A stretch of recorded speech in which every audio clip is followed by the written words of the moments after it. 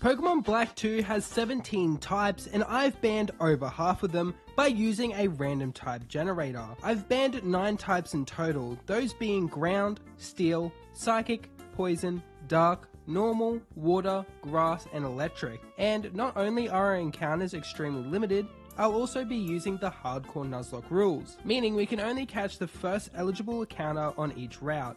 If a Pokemon faints, it's considered dead, no items in battle, and no over-leveling past the level cap. We start our adventure by picking our starter, and since water and grass types are banned, we are only left with Tepig, who we name Melon.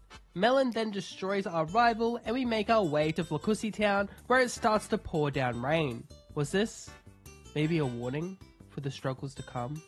For the grief that comes from death? Or was it just to piss me off? Because look at this ember damage. I mean, I guess a wet Tepig is just a pig, but even with the rain putting us down, it wasn't enough to stop us from getting a new friend, Lemon the Riolu, and beating our rival again. We then track down the Team Plasma member causing trouble, beat up some children, and then head back home to battle the local gym leader Charon. Charon leads with Patrat, who Melon flexes on with a burn crit Ember, doing huge damage, but more importantly, it cuts the rat's attack stat in half, allowing us to set up 2 defense curls. We then put Patrat out of its misery with an Ember, and this brings in his Lillipup, who wastes time using Work Up to counter our defense curl. This, however, just allows us to dodge potential crits and whittle it down, allowing us to take it out with a few more Embers, winning us our first badge. With Charon out of the way, we head to Verbank, where we can catch our next encounter. And here, we either get Magby or Growlithe, and I was really hoping for a Growlithe, as it has the potential to have Intimidate, one of the best abilities in the game. But we find Chili the Magby. We then evolve Melon into Pignine and accidentally overlevel Riolu, so he'll have to be boxed for the next fight against Roxy. But once again, it's the Melon show, as he's able to set up 2 workups, while coughing only tickles us in return. We then take it out with 2 flame charges, bringing in her ace Whirlipede, who falls to just 1 flame charge, earning us our second badge. Well, if you're enjoying the video, make sure to hit that like button and subscribe. And for every like button and subscription button hit, little Ash here gets a little kiss. So do it for Ash, guys. Anyway, back to the video. Once becoming movie stars and dealing with Team Plasma, we head on a boat over to Crystalia City, where we do some sewer swimming, and that's where we find and catch Avocado the Roggenrola. And now it's time to take on the Bug Leader Berg. And this is where Chili is featured in his first battle, and he starts it off with a bang as he one-shots Berg's lead with a Flame Burst. Next is Dwebble, who has access to rock moves, so I switch out into Lemon, who easily deals with the little crab. Last is his ace Levani, who hits a pretty hard Razor Leaf on Chili as he switches in. Now the safe play would be to bring in Melon, but I could tell that Chili was sick of being seen as a C-tier encounter compared to Growlithe, and was ready to prove himself. So, supporting my friend, I let him stay in, and he dodges the crit, and ends Levani with a crit Flame Burst, earning us our 3rd badge. But, more importantly, we earned each other's trust. Chili then proves his worth once again by sweeping Colress with a barrage of Flame Bursts, and then while in the desert we are also able to get our 4th encounter, Tomato the Darumaka. And man, I know it's really looking like a Fire-type mono run, but trust me, we'll pick up some new types soon. Just gotta hang out for a bit. We then pick up the Dig TM, and with our new level cap, Avocado evolves into Boldore and Chili into Magmar. And with our updated team, it's time to take on the Volt Switch Witch, Elisa. And we start off with Tomato, who tanks a Volt Switch from Emolga as we burrow underground. She then brings in Flappy, who is one-shot by a Hustle boosted Dig. She brings the rat back out as it instantly Volt Switches again, bringing in her Ace Substrike, who misses its attack as Tomato comes back up, one-shotting her Ace. This leaves her Molga, who has no more friends to turn on, so I bring in Chili, but he's at risk from a crit, so I then bring in Avocado, who one-shots Emolga with a Rock Slide, earning us our 4th badge. Chili and the boys deal with more Team Plasma grunts, and we head straight to Clay. But it's a bit darker than I remember. Before the fight, Tomato does evolve into Darmanitan, an absolute monster of a Pokemon. But even with him on the team, this is going to be tough, as our whole squad, other than Lemon, who's a child, is weak to ground-type moves. But nothing ventured, nothing gained, as they say, so we lead with Tomato, who one-shots Krokorok through the Intimidate with a Hammer Arm. This then brings in Excadrill, so we switch into Lemon, who dodges a crit from Slash, which would have killed him. We then bring Tomato back in, who shakes off a Slash and then one-shots with a Fire Punch. We then switch into Boulder as his last Pokemon Sandslash goes for a Bulldoze. We then bring in Chili as he's less likely to go for another Bulldoze now that we underspeed it. And we're right as it uses Rollout, and we get super lucky as our Flame Body activates, burning him, cutting his attack stat in half. And from here we're able to take it out with a couple of Flame Bursts. Now before we do move on, you might have noticed my mistake in that last fight, but I did mess up the level caps. It's actually 33 and not 35, which is a huge blunder on my part as this fight is a lot harder without Tomato being fully evolved. And I don't have time to reset unless we die. And it would feel awful to deny our warriors the chance to enter Valhalla by resetting over their existence, so instead I will just bring only 2 Pokemon to the next 2 gym battles. Hopefully this will make up for my blunder a bit, but I'd understand if you're still pretty mad about it. But I'm sorry, I don't have eyes. With that out of the way, we become world champions, beat up a bunch of criminal sailors, and then charge through Chargestone Cave. And then we go and take on Fiona with only Avocado and Tomato. She starts off with Swoobat as we lead with the Avocado, but Swoobat hits a hard crit Heart Stomp. This also flinches us, which is super unfortunate. We then get attracted, but Avocado has Rocks Delay, so he breaks through and sets up Stealth Rocks. We then break through again and one-shot Swoobat with Rock Slide. She then brings in Skarmory, which is fantastic as we're able to bring in Tomato and freely set up 3 workups.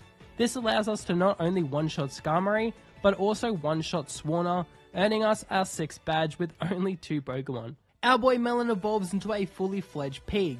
We then catch Strawberry the Litwick, Honeydew the Cubchoo, and then we fly over to Reversal Mountain where we catch Grape the Drifblim. With Honeydew and Grape on the team, our comp is looking a lot more solid, and after evolving Honeydew, we get to test our new comp on our rival. Honeydew uses his Icy Cold mana to crush Unfeathered. Grape then goes Semirop, and Simisage couldn't handle Chili Spice, ending the battle. We are then able to catch Heracross, who we name Kiwifruit, who, with a heavy heart, replaces Melon, as we already have 2 strong fire types, and Melon doesn't really have any good fighting stab moves compared to Kiwifruit, making him just the better mon. We then head over to Drayden with only Honeydew and Tomato in the party.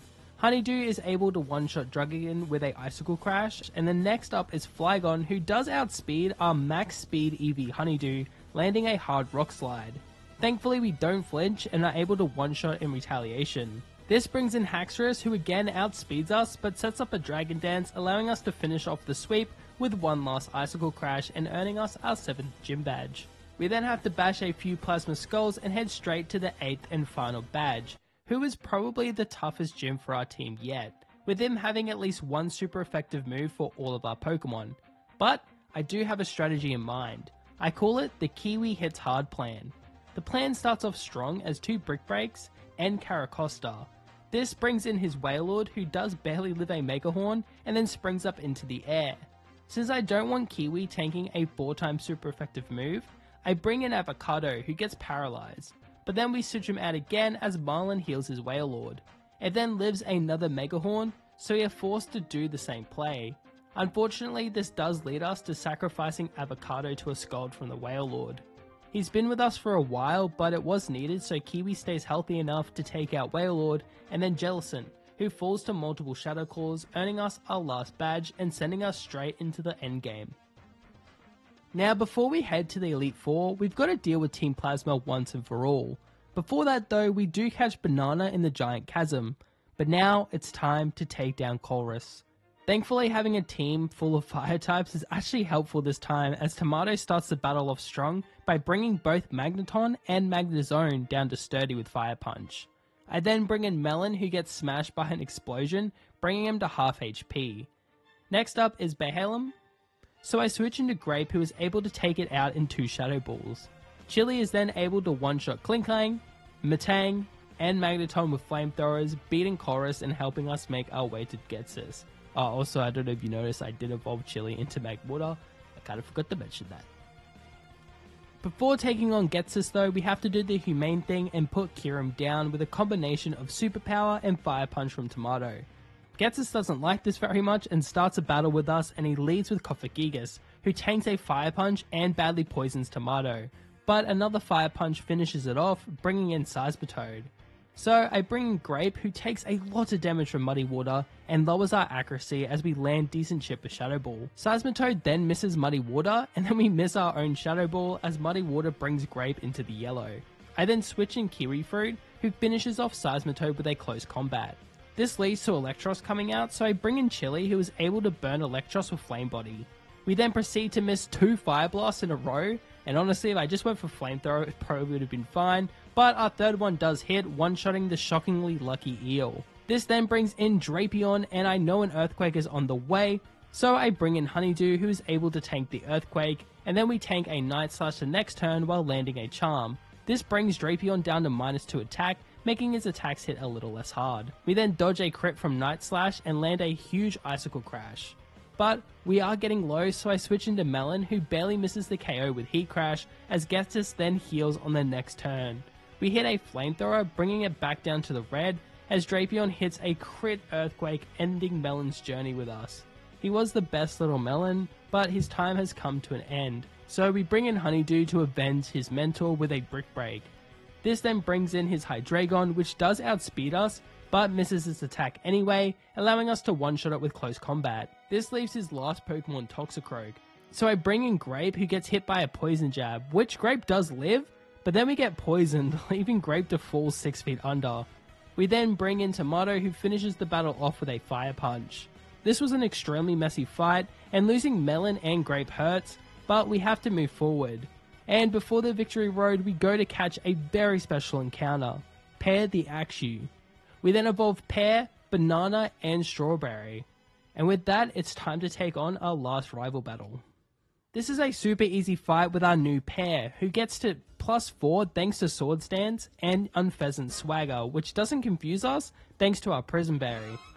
We then proceed to one-shot his whole team with Dragon Claw, and now it's time for the Elite Four. We start off by taking on Grimsley, and the battle starts with a bit of a jump scare, as I forgot that Leopard has Aerial Ace, bringing Kiwi down to just 60 HP. We then revenge kill it with a Brick Break, and then we take our Bishop with a close combat. This brings in Scrafty, but it also falls to a close combat. Next up is Crocodile, who has Intimidate, so I am going to have to switch Kiwi Fruit out for Tomato, who tanks a Crunch, and one-shots the Croc with a superpower, and with that we have only 3 Elite Four members left. Next I take on Chantel, who leads with Coffagigas, who falls to a single Shadow Ball from Strawberry. This brings in Golurk, and since Earthquake is coming our way and will destroy Strawberry, I bring in Kiwi, who takes it out with 2 Shadow Claws. We then bring Strawberry back in on a Psychic, and then we're able to one-shot Chandelure and Drifblim with Shadow Ball, earning us an easy victory. Next up is Caitlyn, who is another easy battle, as Strawberry is able to take out Musharna, with all it doing in return is setting up Reflect. Sigalith is next, who also falls to 1 Shadow Ball. Gothitelle, her ace, is out now, but it also can't take the heat as it also falls to a Shadow Ball.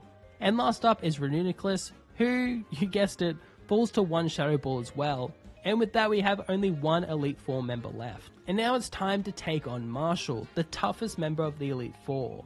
We lead with Pear as he leads with Throw. I decided to go for a Dragon Dance, which is perfect as it cancels out the speed drop from Bulldoze. We are able to set up 3 Dragon Dances while still being above half HP thanks to a Citrus Berry, and with the +3 attack, we are able to sweep through Marshall's team.